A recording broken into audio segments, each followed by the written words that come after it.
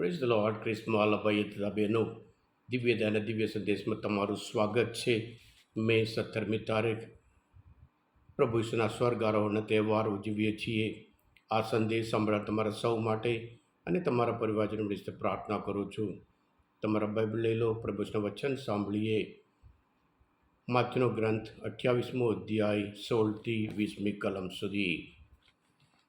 11 શિષ્યો ગાલિલમાં ઈસુએ તેમને કહ્યું હતું તે પર્વત ઉપર ચાલ્યા ગયા અને ઈસુને જોતા વેંત તેમને પગે પડ્યા. પણ કેટલાકના મનમાં શંકા થઈ. ઈસુએ પાસે આવીને તેમને કહ્યું, મને આખી સૃષ્ટિ ઉપર સંપૂર્ણ સત્તા આપવામાં આવેલી છે. એટલે તમે જાઓ અને બધી પ્રજાના લોકોને મારા શિષ્ય બનાવો. તેમને પિતા અને પુત્ર અને પવિત્ર આત્માને નામે સ્નાન સંસ્કાર કરાવો. તમને મેં જે આજ્ઞાઓ આપી છે તેનું પાલન કરવાનો ઉપદેશ આપો. અને ખાતરી રાખજો, હું યુગના અંત સુધી સદા તમારી સાથે છું. આ પ્રભુની વાણી છે, તે આપણો આધાર છે. ખ્રિસ્તમાં ભાઈ તબેનું, પ્રભુ ઈસુના સ્વર્ગ આરોહણ અલગ અને ઓગસ્ટ 15મી તારીખ માતા મરિયમનું ઉદ્ગ્રહણનો તહેવાર ઉજવીએ છીએ એ અલગ. માતા મરિયમ સ્વર્ગમાં લઈ લેવામાં આવ્યા, પણ પ્રભુ ઈસુ સ્વર્ગે ગયા. પોતે ઇંગ્લિશમાં એ માતા મરિયમનું અસમ્પશન કહેવાય, એટલે લઈ લેવામાં આવ્યા. અને સ્વર્ગ આરોહણ માટે અસેન્શન એટલે પોતે ઉપર જવું, એને અસેન્શન કહેવાય છે. એટલું ખાસ ખ્યાલ રાખીએ. ખ્રિસ્તમાં ભાઈ તબેનો 40 દિવસ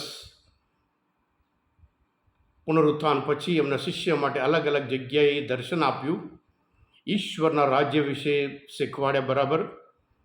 અને પછી છેલ્લે જ્યારે 40 દિવસ પૂરા થઈ ગયા, જેવી રીતે એક રાજા બીજા દેશ ઉપર આવે, એને હુમલો કરે, એને પરાજય કરે અને પછી વિજયવંત થઈને પાછા જાય છે, એવી જ રીતે પ્રભુ ઈસુ પણ જે હેતુ માટે આ પૃથ્વી પર આવ્યા, શેતાનને પરાજય કરી, પાપ અને મરણને પરાજય કરી, એ પોતે પુનરુત્થાન પામ્યા, સજીવન થયા.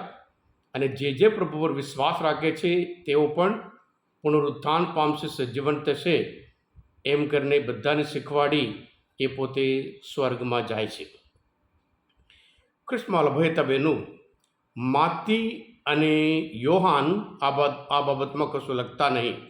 આજના શુભ સંદેશ એ વિદાય સંદેશ છે. પ્રભુ જે જગ્યાએ એમને બોલાયા હતા તે જગ્યાએ એમને એ આપે છે, હુકમ આપે છે. જે લોકો ત્યાં હાજર હતા એ લોકો લખતા નહીં, જે લોકો હાજર નહોતા એ લોકો લખે છે. માર્ક અને લુક ત્યાં હાજર નથી, પણ એ લોકો સ્વર્ગ આરોહણ વિશે લખે છે. પણ જે લોકો ખરેખર હાજર હતા તેઓ એ બાબતમાં કશું લખતા નથી.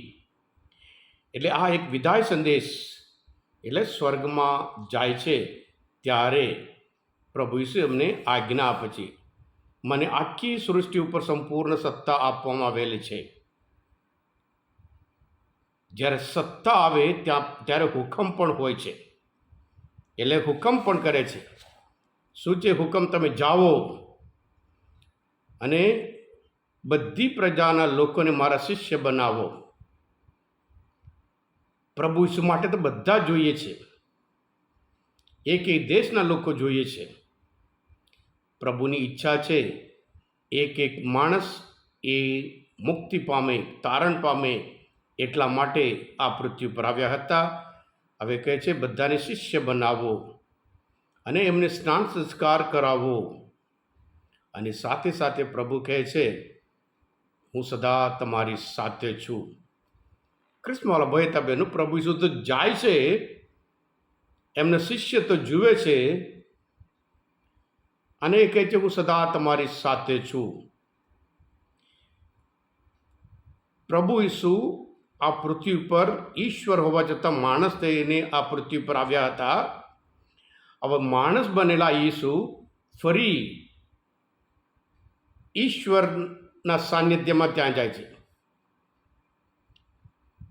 એક ઇન્કાર્નેશન કહેવાય છે અને બીજું અસેન્શન કહેવાય છે. એટલે એ સદા આપણી સાથે રહે છે. એટલે એમને હિંમત આપે છે, શક્તિ આપે છે. આમ લાગે છે એ જાય છે, એ દુઃખનો પ્રસંગ છે, પણ સાથે સાથે પ્રભુ પૂરી ખાતરી આપે છે, હું સદા તમારી સાથે છું. પ્રભુ ઈસુ જ્યારે સ્વર્ગમાં જાય છે એટલે સ્વર્ગના દ્વાર ખુલ્લા મૂકે છે. જે સંદેશ પ્રભુ ઈસુ એમના શિષ્યો માટે આપ્યો હતો એ જ સંદેશ આપણે બધા માટે જ આપે છે. હા કૃષ્ણ ભાઈ બહેનો, આ સ્વર્ગ આરોહણનો તહેવાર ઉજવતા આપણે પણ પ્રભુ જે માર્ગ બતાવ્યો છે એ માર્ગ પર ચાલીએ. પ્રભુએ પૂરી ખાતરી આપી છે, હું તમને આટલા મૂકીને નહીં જવું. અને પછી પવિત્ર આત્મા તમારા ઉપર ઉતરી આવશે એમ કરીને ગેરંટી આપે છે. હું સદા તમારી સાથે છે. વચન સાચું છે. જ્યારે પૌલ ખ્રિસ્તી લોકોને રંજાડતો હતો ત્યારે પ્રભુ પોતે, સાઉલ સાઉલ તું કેમ મને રંજાડે છે?